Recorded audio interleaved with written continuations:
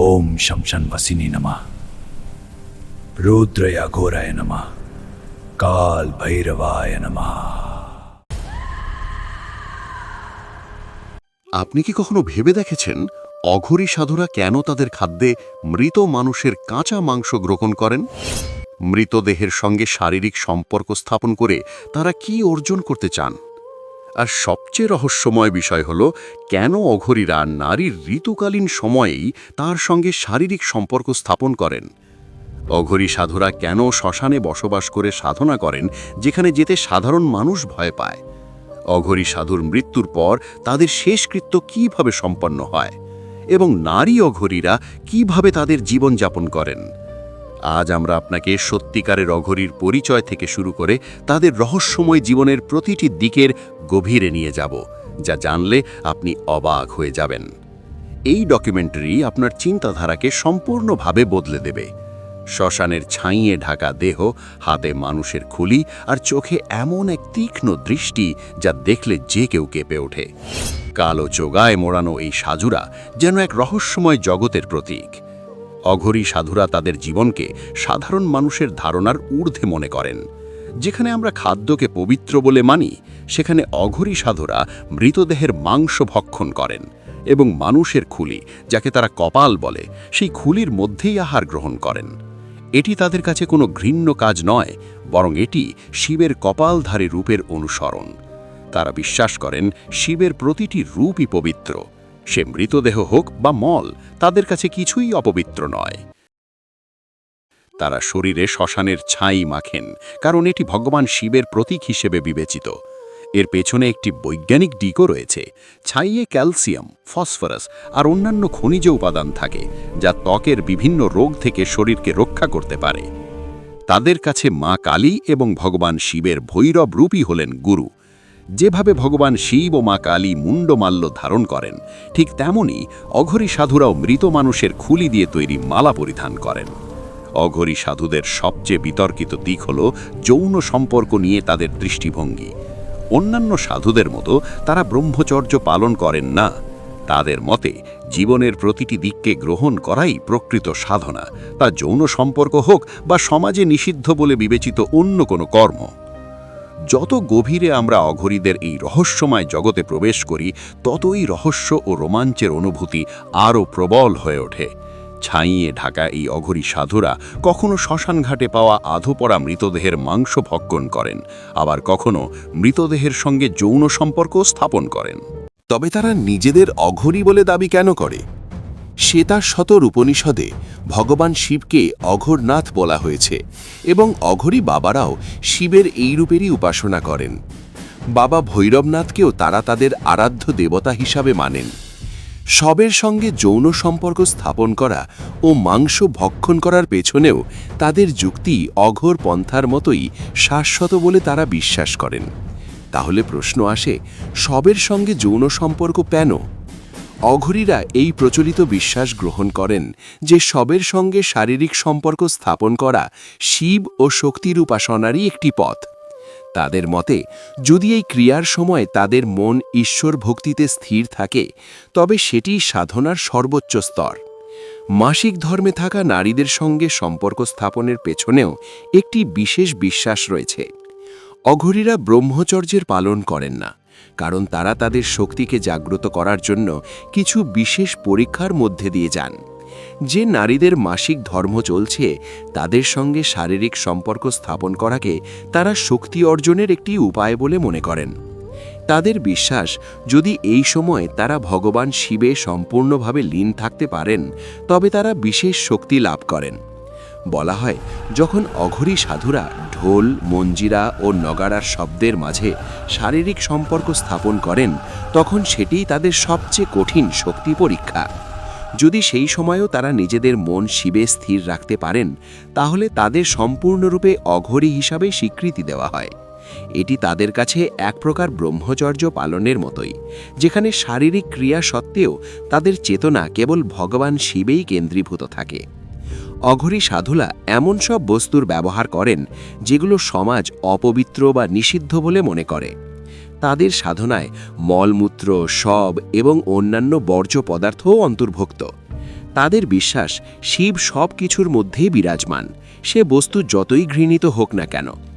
এই অনুশীলন তাদের ঘৃণা, ভয় এবং সামাজিক ধারণার ঊর্ধ্বে উঠতে সাহায্য করে। আপনি কি অঘরী সাধুদের সম্পর্কে এরকম কিছু নতুন তথ্য জানতেন? জানলে কমেন্ট করে অবশ্যই লিখুন। তাহলে নিশ্চয়ই আপনার মনে প্রশ্ন উঠছে, একজন সাধারণ মানুষ শেষ পর্যন্ত কিভাবে অঘরী সাধু হয়ে ওঠে?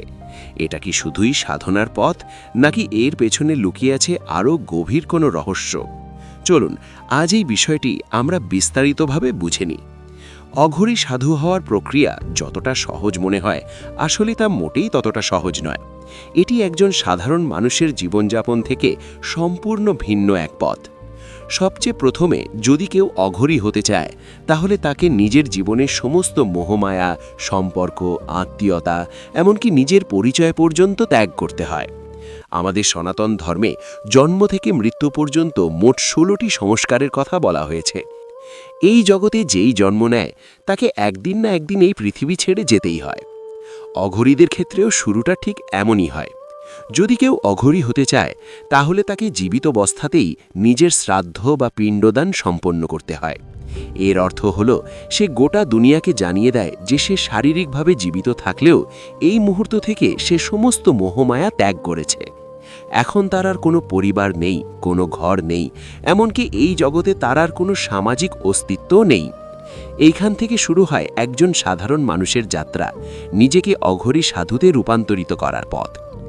অঘরী হওয়ার পথে সবচেয়ে প্রথম এবং গুরুত্বপূর্ণ পদক্ষেপ হল নিজের গুরু খুঁজে পাওয়া। এটাই এই সাধনার সবচেয়ে গুরুত্বপূর্ণ অংশ। কিন্তু যদি কোনো মানব গুরু না মেলে, তাহলে আপনি বাবা কালভৈরবকেই নিজের গুরু হিসাবে গ্রহণ করতে পারেন। যিনি কাশীর কোতোয়াল নামে পরিচিত, বাবা কাল ভৈরব ভগবান শিবের রৌদ্র রূপ। তিনিই হয়ে ওঠেন আপনার পথপ্রদর্শক ও গুরু। তার সাধনা করে তাকে গুরুরূপে গ্রহণ করতে হয়।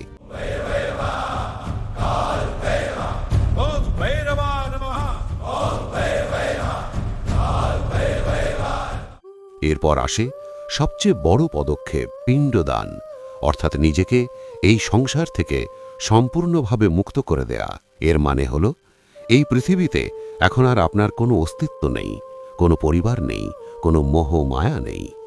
এখন থেকে আপনি কেবল শিবের সাধক। শিষ্য নির্বাচিত হওয়ার পর তাকে একটি গোপন মন্ত্র দেয়া হয়। এটি কোনো সাধারণ মন্ত্র নয়। এই মন্ত্রটি একদিনও বাদ না দিয়ে টানা 12 বছর জপ করতে হয়। হ্যাঁ, পুরো 12 বছর। যে শিষ্য এই কঠিন সাধনাকে সম্পূর্ণভাবে পালন করতে পারে, শুধু সেই এই কঠিন পথে আরও এগিয়ে যাওয়ার অধিকার পায়। অঘরেরা মূলত 3 ধরনের সাধনা করেন: শ্মশান সাধনা, শিব সাধনা এবং সব সাধনা। সবচেয়ে আশ্চর্যের বিষয় হল, এই 3টি সাধনাই শ্মশান ঘাটের ভেতরেই সম্পন্ন হয়। সাধনা শুরু করার আগে অঘরী তার শরীরে শ্মশানের ভস্য মাখে, কালো চোগা ধারণ করে। তারপর শুরু হয় এই রহস্যময় সাধনা। প্রথমটি হল সব সাধনা। অঘরীরা তন্ত্রবিদ্যায় পারদর্শী এবং এই সাধনা গভীর রাতের অন্ধকারে করা হয়। সবকে মাংস ও মদ্যরার ভোগ দেওয়া হয় এবং সাধনার চরম পর্যায়ে পৌঁছালে বলা হয়, মৃতদেহ কথা বলে ওঠে। এই সাধনা করা হয় কামাখ্যাপীঠ, ত্র্যম্বকেশ্বর, উজ্জয়িনী এবং তারাপীঠের শ্মশানে, যেখানে কেবল অঘরীরাই উপস্থিত থাকতে পারেন। দ্বিতীয় সাধনা হল শিব সাধনা। এই সাধনায় অঘরী শবের পাশে বসে মাংস ও মদ্যরার ভোগ দেন। তারপর শিবের মতো শবের ওপর এক পায়ে দাঁড়িয়ে যান, যেমন ভগবান শিবের পক্ষে মাতা পার্বতীর পা রাখা ছিল। ঘণ্টার পর ঘণ্টা ধরে চলা এই সাধনায় অঘরীরা তাদের শক্তি বৃদ্ধি করেন। তৃতীয় সাধনা হল শ্মশান সাধনা। এই সাধনা শব ও শিব সাধনা থেকে ভিন্ন। এতে অঘরী মৃত ব্যক্তির পরিবারকেও অন্তর্ভুক্ত করেন। এখানে শবের পরিবর্তে শবপীঠের পূজা করা হয়।